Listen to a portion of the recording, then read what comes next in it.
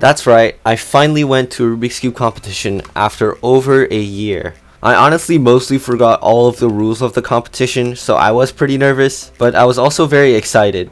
The first event in this competition was 3x3 round 1. My 3x3 goal for today was to get at least one sub 10 single, and it's actually been so long since my last competition that I forgot how to place my GoPro properly, so you basically can't see anything for the first 5 solves. Apologies for that, that will be fixed later, but just take a look at this first solve. I got a 9 for my first solve, which literally destroys my goal of getting a sub 10 single. And I was honestly so relieved when I saw that time on the timer because, it was my first solve in over a year and I get a sub 10. Then I got an 11.2, a 10.6, an 11.1,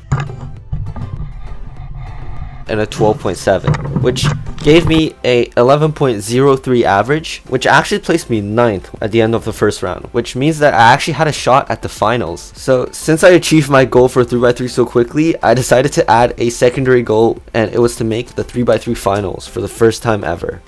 Next up was Scube round 1.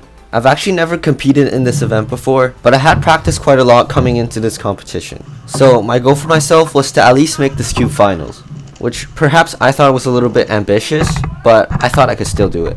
For the first solve, I got a 7.1. The second solve, the scramble, was really good. I got a 5.4. Then I got an 8.4, a 6.9, and an 8.8, which gave me a 7.5 average, which to my surprise comfortably placed me at 7th place. So that was another goal done. Next up was Clock, which was the event I cared about the least in this competition, and my goal for myself here was to get at least a sub 20 second single. I started off with a 22, then a 20.5, then a 21.6, then a 27 second solve, which we don't talk about that, and finally a 22 second solve, which unfortunately means that I have failed my first goal for this competition. But it didn't really matter to me because once again, I didn't really care about Clock. Next up was Lunch, and right after that it was 6x6, the only event I didn't compete in this competition. This basically meant that we had an extra hour or so of lunch, which was very useful because we actually got to enjoy our food. But the nerves settled in quickly because next up was 3x3 round 2. It's probably safe to say that I've never been this nervous for an event at the competition. This was my chance to accomplish one of my all-time dreams and to make the 3x3 finals. I had placed comfortably 9th in the last round, so if I just perform about the same this round, I would have a very good chance of making the finals.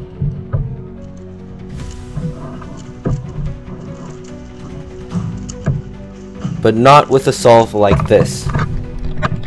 This was honestly an average solve for me at home, but I was so disappointed because I knew I could do better. So in the second solve, I prayed for a good scramble and I locked in.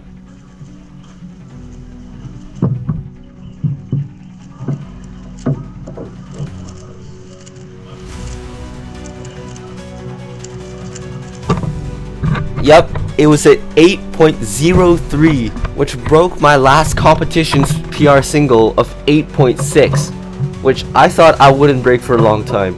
Honestly, I think when I prayed for a good scramble, it worked because just look at this cross. And after that, I carried the momentum with a 10.6. But then things fell apart in the fourth solve when I plus 2'd.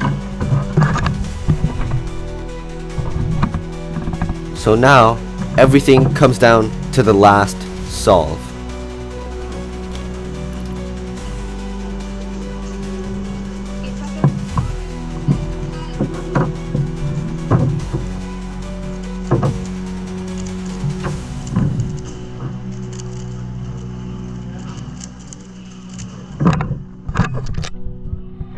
This gave me an 11.3 average. Now, was that enough to make it into 3x3 finals? I was one place away from making 3x3 finals.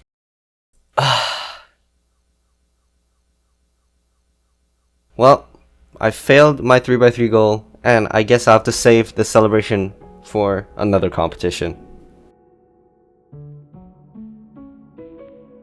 I'm not great at 5x5, and the cutoff for this competition was 2 minutes, so my goal for myself was simply just to make the cutoff. I was pretty confident in myself because I was averaging about 1 minute 57 at home, but sometimes I would get a run of bad solves that are all over 2 minutes. However, I did get 2 tries for my cutoff, so that was a little bit more relieving. And for the first solve, I got a 1 minute 49, which is incredibly good for me. I rarely get those at home even. Next up, I get a 1 minute 54, a 1 minute 51, a 2 minute 17, and to end it off, I got a 1 minute 43, which gave me a 1 minute 51 average, which was way above my expectations. To be honest, the solves didn't even feel that good. It felt like I messed up a few times, but apparently they were still pretty fast. My goal for 4x4 was just to get a sub 50 second single, and maybe even break my PR single of 48 seconds. However, my first solve started with a 59 seconds, which really wasn't good. But then I get a 46 second solve, which breaks my PR single of 48 seconds. Then I got a 53, then I got a 45, and finally a 47 second solve, which gave me a sub 50 average. My goal was just to get at least one single, but I got a sub 50 average. My last event at this competition was Scube Finals. For some reason, I forgot to start recording for my first solve, and in that solve, I got a 4.23, which is so annoying because you guys won't be able to see it now. And I was really proud of that solve, I remember. So this was the scramble, and as you can see, red is a really good layer. It's a 3-mover. You insert this one, and then this one.